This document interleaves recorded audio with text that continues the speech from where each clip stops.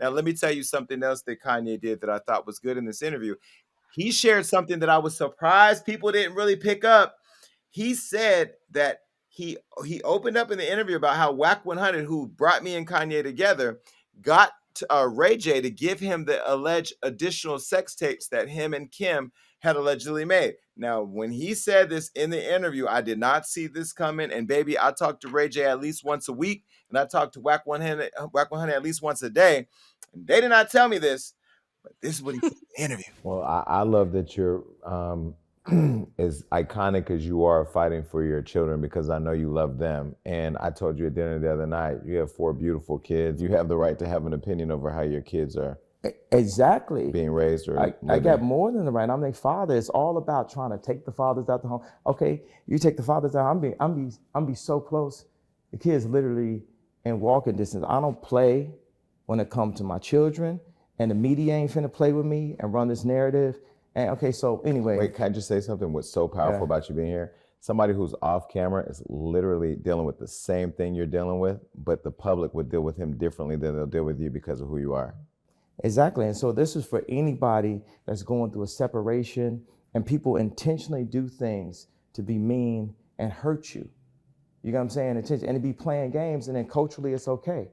You know, how you gonna bring me to SNL and kiss the dude you dating right in front of me? And everybody's like, oh, that's cool.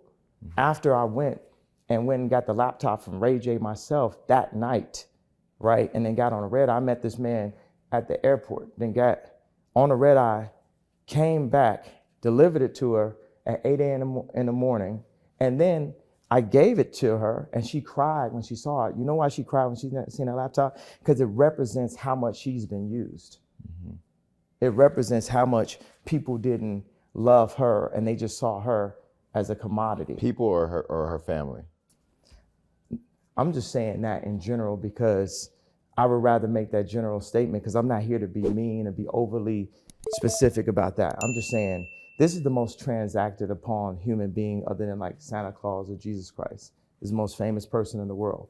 And, you know, I could have my principles and things I changed and things where I backslid and I haven't been the best Christian and things the media can make seem certain kind of ways. And, you know, but at the end of the day, I'm Jesus gang. I'm about family. You know, since me and my kids' parents my kids'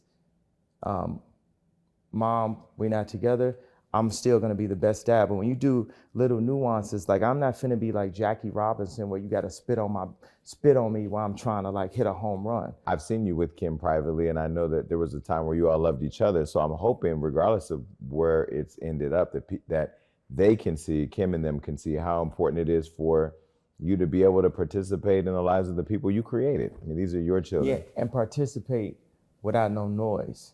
Because they can go on SNL and make jokes. They can make jokes in the media. They could plant stories about whoever I'm dating, whatever they want to do. They can block deals. They could do all that type of stuff. But I'm gonna tell you straight up, don't play with my kids. Don't play with my kids. Whoever y'all work for, whoever y'all think the family is working for, I'm telling you right now, don't play with my children, and it's gonna be all legal. It's gonna be all legal, baby. You ain't finna gaslight me, and every night it's gonna be calm like this. But that's where we not finna play. It ain't gonna be no, cause, you know what I'm saying? And this is for everybody that's ever been in a situation like this that didn't have a voice. This is what we on, this is what time it is. I got the house right next to my children. Gangster. Thought it was really clear there. It was really interesting that he talked about, you know, there was this whole thing, and I'm going to tell y'all something that I have not told anybody publicly, okay?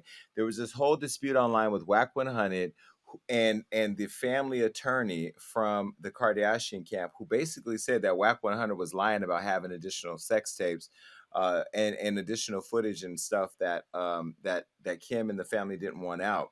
And when he challenged to put it out, I had found out about the tapes, okay? the alleged tapes. Let me say the alleged tapes. I found out about the alleged tapes and the alleged contract and some other stuff. And I was able to get my eyes on a video that I know for a fact that the Kardashians did not want out. And I told one person about it, and it got back to Kris Jenner, and she found out. And I was in New York at the Savage Fenty party with Rihanna, and she called me and wanted to talk to my attorney. And she explained to me that she had heard that I had some information and that she was protecting her family, and she wasn't the bubbly Kris that I usually talk to. This was very much like she was very serious.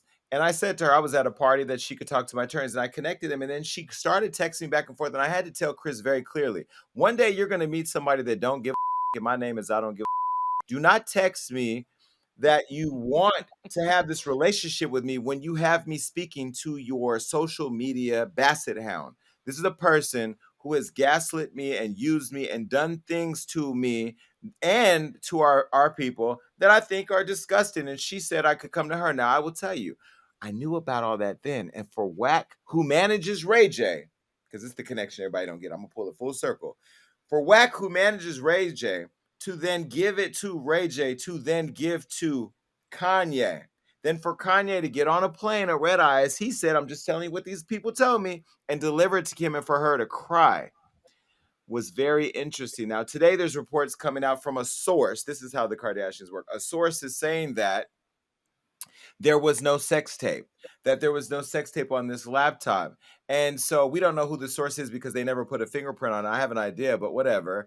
And now they're trying to take that power away from two black men that came together, three black men that came together to make sure that Kanye was protecting his wife by giving her what was bothering her the most. And I don't believe that. And I don't believe that she didn't cry. I believe what Kanye said. There's no reason for him to lie.